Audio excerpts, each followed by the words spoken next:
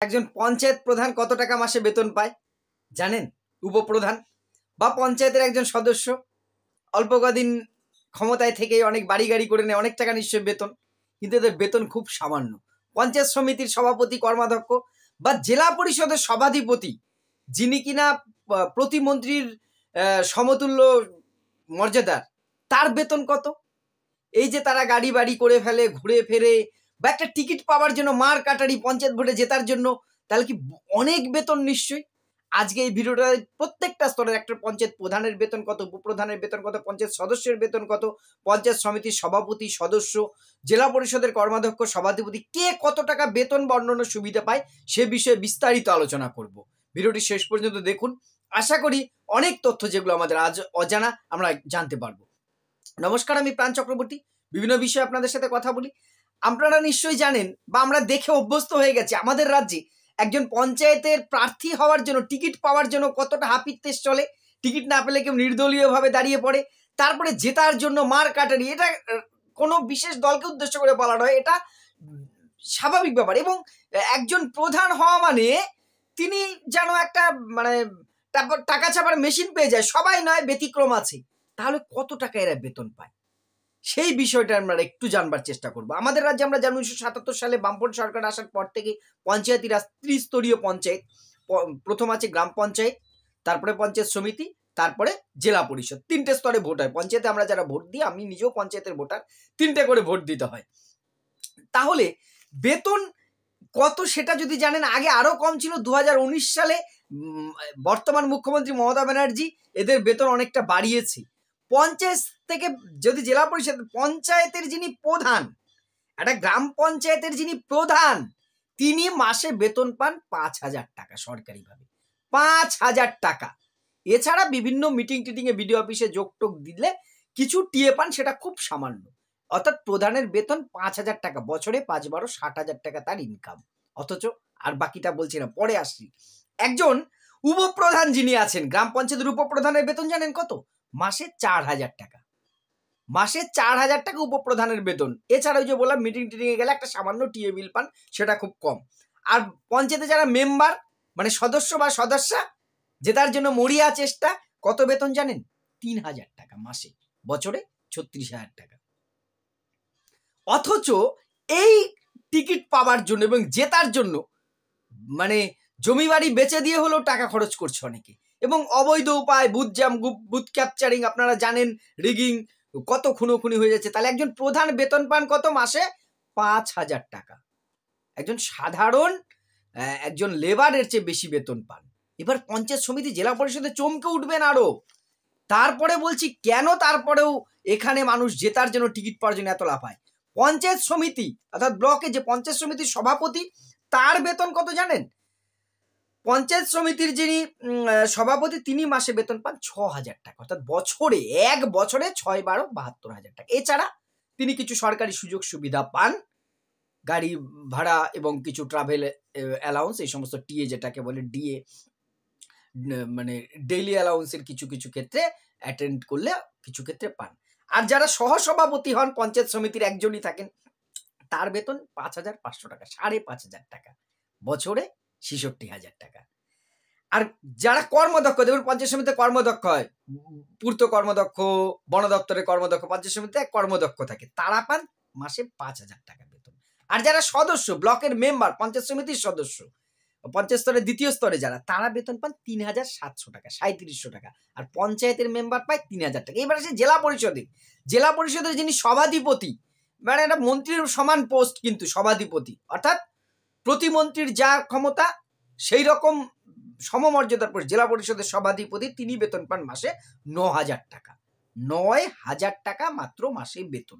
এছাড়া তিনি কিছু সুবিধা পান, সরকারি বাসস্থান পেতে পারেন, টিএ পায়, ট্রাভেল অ্যালাউন্স, বিভিন্ন মিটিংয়ে যোগ দেওয়ার জন্য পয়সা পান, ভাতা পান, টেলিফোন বিল পান একটি, এবং একটি সরকারি গাড়ির তেল পান। খুব রিসেন্ট আপনারা দেখেছেন, মালদা জেলা পরিষদের সভাপতি, তিনি সে সরকারি গাড়ির তেলের নাকি দুর্নীতি করেছেন, এরকম একটা অভিযোগ উঠেছে। আমি সেটা নিয়ে যাচ্ছি না, যাক, সেটা পান। এটা বললাম জেলা পরিষদে। জেলা পরিষদের সহকারী সভাধিপতি যিনি সহকারী সভাপতি, তার বেতন 8,000 টাকা। একজন কর্মাধ্যক্ষ, জেলা পরিষদ শিক্ষা কর্মাধ্যক্ষ, পূর্ত কর্মাধ্যক্ষ, বড় কর্মাধ্যক্ষ, এরকম স্বাস্থ্য কর্মাধ্যক্ষ থাকে, মন্ত্রীর যেমন থাকে রাজ্যে সেরকম, তারা বেতন পান 7,000 টাকা মাসে। 7-12 84, বছরে 84,000 টাকা। আর সাধারণ যারা জেলা পরিষদের সদস্য, জেলা পরিষদের জয়ী হয়েছেন, তারা পান মাসে 5,000 টাকা। এই হচ্ছে বেতন বছরে। এইবার ভাবুন, একজন পঞ্চায়েত প্রধান, তার বেতন কত? 5,000 টাকা।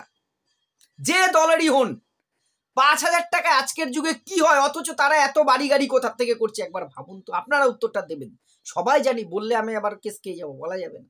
একজন পঞ্চায়েত মেম্বার মাত্র 3,000 টাকা বেতন পান মাসে, বছরে 36,000 টাকা, যা সাধারণ অনেক মানুষ মাসে ইনকাম করেন। অথচ তারা বাড়ি গাড়ি, দোতলা বাড়ি করছে, এই করছে সেই করছে, কোথা থেকে আসছে? আর এই 3,000 টাকা মাসে বেতন পাবার জন্য কেউ লক্ষ লক্ষ টাকা খরচা করে পঞ্চায়েত জেতার জন্য এরকম কেন করছে?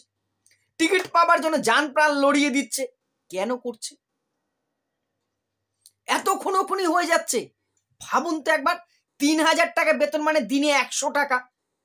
একজন লেবার, বাড়িতে লেবার যিনি কাজ করে 300-350 টাকা দিনে পান। তাহলে তাও এটা স্থায়ী নয়, যে সারা জীবন নয়, মাত্র 5 বছরের জন্য নির্বাচিত। তাহলে একজন পঞ্চায়েতের সদস্য মাত্র 3,000 টাকা, একজন প্রধান হলে মাত্র 5,000 টাকা। পঞ্চায়েত সমিতির একজন সভাপতি, তিনি পাচ্ছেন মাসে 6,000 টাকা। জেলা পরিষদের সভাধিপতি, তিনি পাচ্ছেন মাসে 9,000 টাকা। তাও এটা ইদানিং বেড়েছে 2019, আগে আরো কম ছিল। তাহলে তারা এত মানে ধনী হয়ে উঠছেন কিভাবে অল্প দিনে? এটা আজকে নতুন নয়, দীর্ঘদিন ধরে। তখন আরো বেতন কম ছিল, তখনও দেখেছি। একজন পঞ্চায়েতের একজন প্রধান হতে পারা মানে তার লাইফ সেটেল হয়ে গেল। কিছুদিন পরেই দেখা যায় তিনি একটা বাড়ি করেছেন, অমুক জায়গায় বাড়ি করেছেন, 4 চাকা নিয়ে ঘুরছেন। অথচ আমরা একটা সাধারণ চাকুরি করি, সরকারি চাকুরি, শিক্ষকতার সাথে যুক্ত, আমার মতন অনেকে অনেক পেশায় যুক্ত আছেন। সব পেশায় বলছি, যারা মাস গেলে 20-30 হাজার টাকা, 40,000 টাকা অবধি ইজিলি ইনকাম করেন বা করি আমরা, তাদের অবস্থা হয় নুন আনতে পান্তা ফুরায়। একটা গাড়ি কেনা তো দূরে থাক, একটা বাড়ি কিনতে গেলে ব্যাংক থেকে সম্পূর্ণ লোন নিয়ে একটা বাড়ি করতে হবে আমাদের।